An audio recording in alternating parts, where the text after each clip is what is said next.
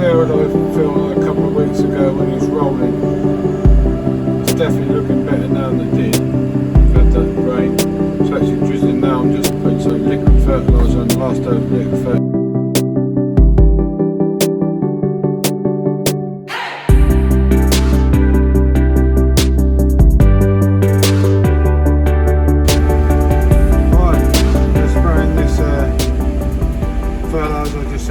Seconds ago, we're doing it 402 litres a hectare, that's 50% water, so it's actually 201 litres a hectare. Had a little bit of rain, but it's not much.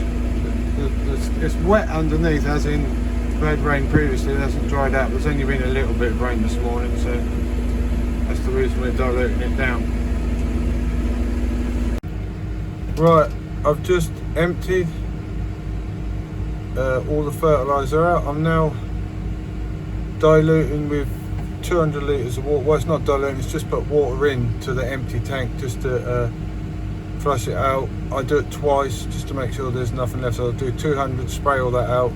Then I'll have, I don't know, about 200 and something, 250 left in the tank. So I'll do that and empty all that out. Yeah, that'll go down to that red line there, which will leave about, I don't know, that's 284 I think, because it was 484, so there we go, it's stopped now. Yeah, at the top it says dilution finished. Right, that's all sprayed out again. Now we do it again, put up there to the maximum, so it's 271, then you press start down here. You can hear the pump starting. It's now pumping all that remaining water from the freshwater tank, and that's going into the main tank.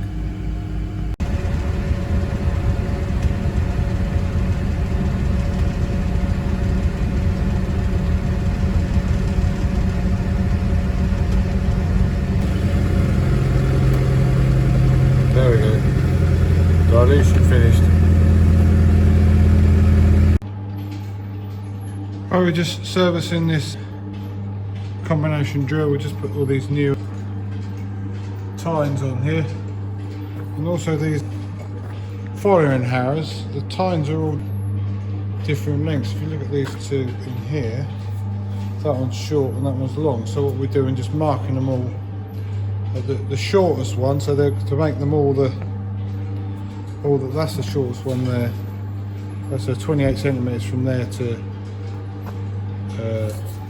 the underneath of there. So I've just marked them. Now I'm going to cut them all off and make them all the same length. We've done this middle section. You can see they're all being cut off at the bottom there. Right, we're just servicing this drill here. I've got a few issues with this retaining ring. I can't remember what it's called, that holds these guards on the PTO. It's worn up, so I've got some new ones. We're just trying to sort these out. Right, just put a new clip on here. I'm going to set the guard on. Right, that's all back together now. This is the part of the ring you can see.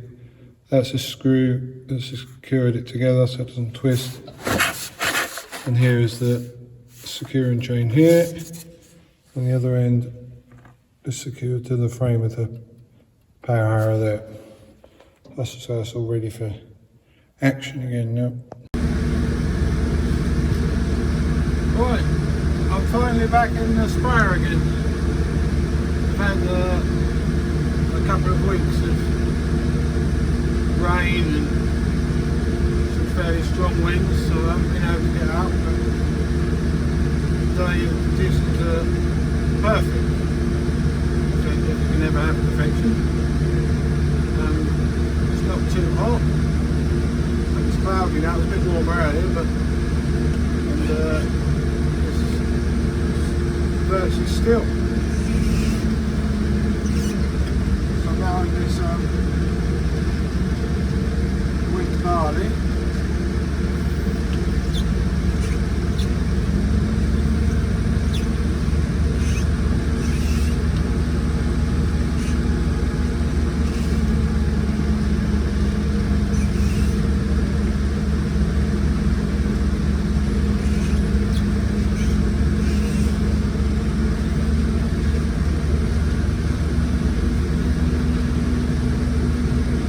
I'm now in this winter barley.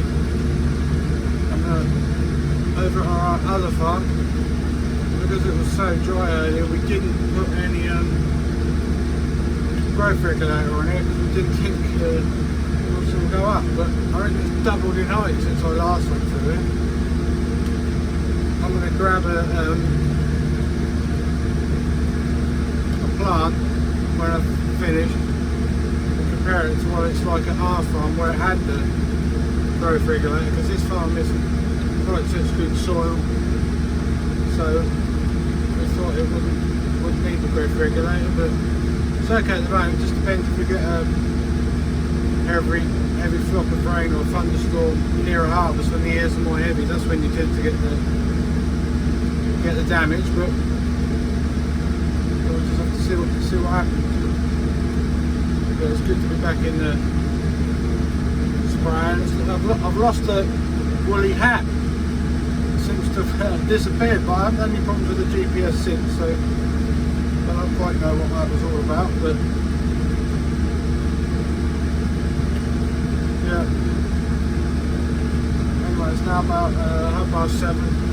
I've got this load and I've got a 29-30 hectare load and then a 25 hectare load before I have the journey back to the farm. So that'll be dark by then. It takes about, including filling and spraying, it takes about anything about an hour and a half to do a load of this size.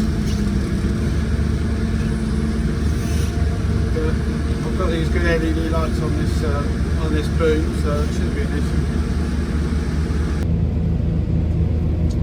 Alright, it's now about 20 past 10. I'm on the wheat now. You can see the barley in this corner here. I've pulled out of the field that is really tall.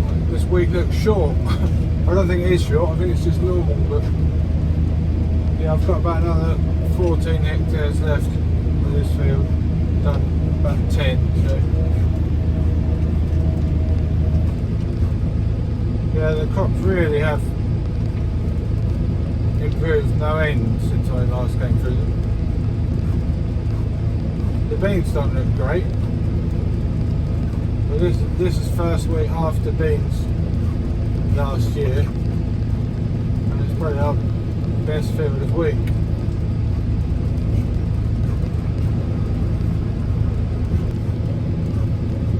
It's almost like daylight out there. You can see all them lights. I've got all the lights on. There's 4 lights at the bottom. I'll turn the top lights off now.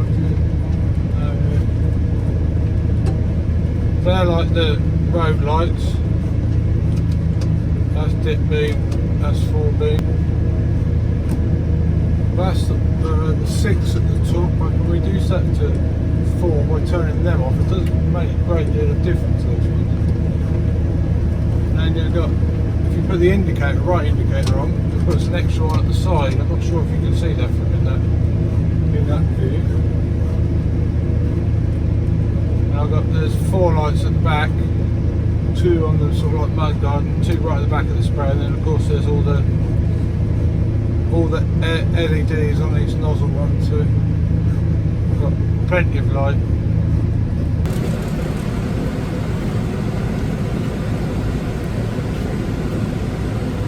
Right, hi guys, I'm out in the spray again. It's the 31st of May, it's bank holiday today.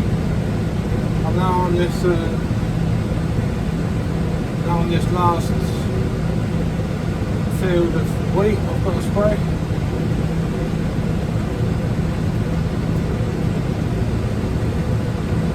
So yeah, I've got another, what have I got?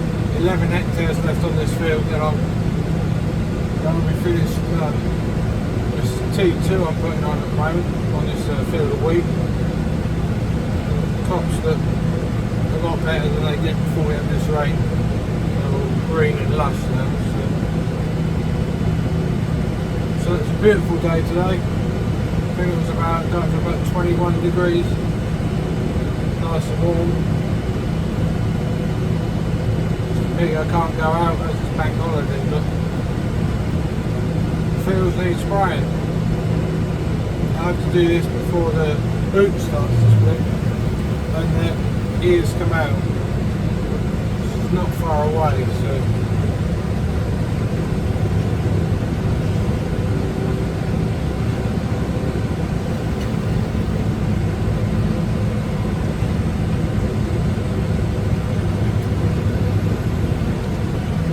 I've got a problem with it's got a small pump on that does the freshwater tank. It's got a 500 litre freshwater tank besides the 4,500 litre normal tank.